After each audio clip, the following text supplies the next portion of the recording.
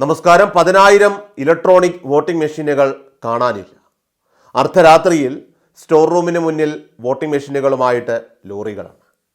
ഞെട്ടിക്കുന്ന വിവരങ്ങളാണ് ഓരോ ദിവസം കഴിയും തോറും പുറത്തു വന്നുകൊണ്ടിരിക്കുന്നത്. ഇനി 10,000 വോട്ടിംഗ് മെഷീൻ കാണാനില്ല എന്ന് സമ്മതിക്കുന്നത് തെരഞ്ഞെടുപ്പ് കമ്മീഷൻ തന്നെ. എന്നാൽ ഈ വിഷയത്തിൽ കൃത്യമായ ഒരു വിവരം അത് തെരഞ്ഞെടുപ്പ് കമ്മീഷൻ നൽകുന്നില്ല. അത് എന്തുകൊണ്ടാണ് എന്നാണ് ഇപ്പോൾ ഉയരുന്ന ഏറ്റവും പ്രധാനപ്പെട്ട ഒരു ചോദ്യം. അതായത് എങ്ങോട്ടേക്കാണ് ഈ ലോറികൾ പാഞ്ഞു പോയത്? ആരുടെ നിർദ്ദേശപ്രകാരമാണ് ഈ ലോറികളിൽ EVM നിറച്ചത്? ഇത്തരത്തിൽ വോട്ട് എണ്ണുന്ന ദിവസം വരെ EVM കാത്തു സൂക്ഷിക്കാനായിട്ട് സംവിധാനങ്ങളൊന്നും തന്നെ ഇല്ലേ എന്നാണ് ഇപ്പോൾ നമുക്ക് മനസ്സിലാക്കാൻ സാധിക്കുന്നത്. ഇലക്ട്രോണിക് വോട്ടിംഗ് മെഷീനുകൾ അത് ഒരു സ്റ്റോർ റൂമിൽ വെച്ചിരിക്കുകയാണ്. വോട്ട് എണ്ണുന്ന എത്ര ദിവസമാണോ അത്രയും ദിവസം EVMകൾ ഇതേ സ്റ്റോർ റൂമുകളിൽ ആയിരിക്കും. എന്നാൽ ആ മെഷീൻ അവിടെ നിന്നും വേറെ എങ്ങോട്ടെങ്കിലും കൊണ്ടുപോയിട്ടുണ്ടോ? അങ്ങനെ കൊണ്ടുപോയതിന് ശേഷമാണോ തിരിച്ചു കൊണ്ടുവന്ന് വെച്ചിരിക്കുന്നത്? ഇത് പരിശോധിക്കാൻ യാതൊരു വിധത്തിലുള്ള സംവിധാനവുമില്ല.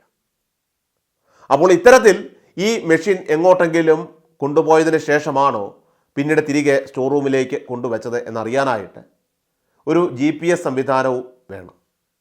ലൊക്കേഷൻ ആക്യുറേറ്റ് ചെയ്യാനുള്ള ഒരു സംവിധാനം വേണം. പല സ്ഥലങ്ങളിൽ നിന്നും പല ഭാഗങ്ങളിൽ നിന്നും അതോറിറ്റിയുടെ ഭാഗമല്ലാത്തവരുടെ കയ്യിൽ നിന്നുമൊക്കെ തന്നെ ഇലക്ട്രോണിക് വോട്ടിംഗ് മെഷീനുകൾ പിടിക്കപ്പെടുന്നുണ്ട്. സാധാരണയായിട്ട് പല സ്ഥലത്തും ലോറികളും കാണുന്നുണ്ട്. ലോറി നിറയെ ബൂത്ത് ഏജൻറ്റുമാരുടെയോ മറ്റ് അതോറിറ്റിയുടെയോ ഒന്നും തന്നെ ഒപ്പുകളോ അല്ലെങ്കിൽ സാക്ഷ്യമോ വയ്ക്കുന്ന സർട്ടിഫിക്കറ്റുകളോ ഒന്നും തന്നെ ഇല്ലാതെയാണ് EVMകൾ നിറച്ചിരിക്കുന്നത്. അതുകൊണ്ട് തന്നെ രായ്ക്ക് രാമാനം ലോറിയിൽ കടത്തുകയുമാണ്. കമ്മീഷൻ്റെ കണക്ക് പ്രകാരം 10,000 വോട്ടിംഗ് മെഷീനുകളാണ് മിസ്സിംഗ് ആയിരിക്കുന്നത്.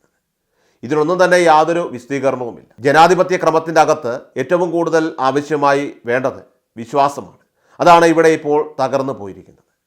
10,000 EVMകൾ കാണാനില്ല എന്ന് പറഞ്ഞാൽ അതൊരു ചെറിയ കാര്യമേ അല്ല. അതുകൊണ്ട് തന്നെയാണ് EVMൽ നിന്നും മാറി ബാലറ്റ് പേപ്പറിലേക്ക് പോകട്ടെ എന്ന് ജനങ്ങൾ പറയുന്നത്. എന്നാൽ ആദ്യമായിട്ട് തെരഞ്ഞെടുപ്പ് കമ്മീഷൻ ഈ വിഷയത്തിൽ കഴിഞ്ഞ തവണ പ്രതികരിച്ചപ്പോൾ ഇതൊക്കെ ഒരു പിന്തിരിപ്പൻ നയമാണ് എന്നാണ് പറഞ്ഞു വെക്കുന്നത്.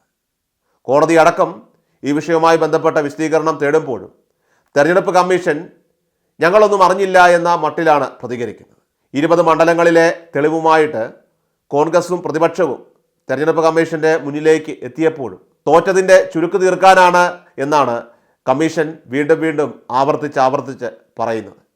എന്നാൽ എന്താണ് ഈ വിഷയവുമായി ബന്ധപ്പെട്ട പ്രതിപക്ഷം ഉന്നയിക്കുന്ന വാദത്തിൻ്റെ അടിസ്ഥാനമെന്നൊന്നും ചിന്തിക്കാതെയാണ് EVMൽ മാത്രം വോട്ട് ചെയ്താൽ മതി എന്നടിച്ചേൽപ്പിക്കുന്ന നയം അത് തെരഞ്ഞെടുപ്പ് കമ്മീഷൻ ഇപ്പോൾ മുന്നോട്ട് വയ്ക്കുന്നത്.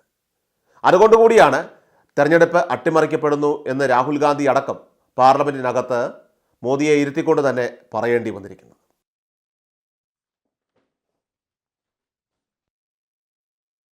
എല്ലാ ദിവസവും വാർത്തകൾക്കായി സബ്സ്ക്രൈബ് ചെയ്യുക, ഫോളോ ചെയ്യുക. വാർത്തകളുടെ നോട്ടിഫിക്കേഷനായി ബെൽ ഐക്കൺ എനേബിൾ ചെയ്യുക. Please subscribe our channel.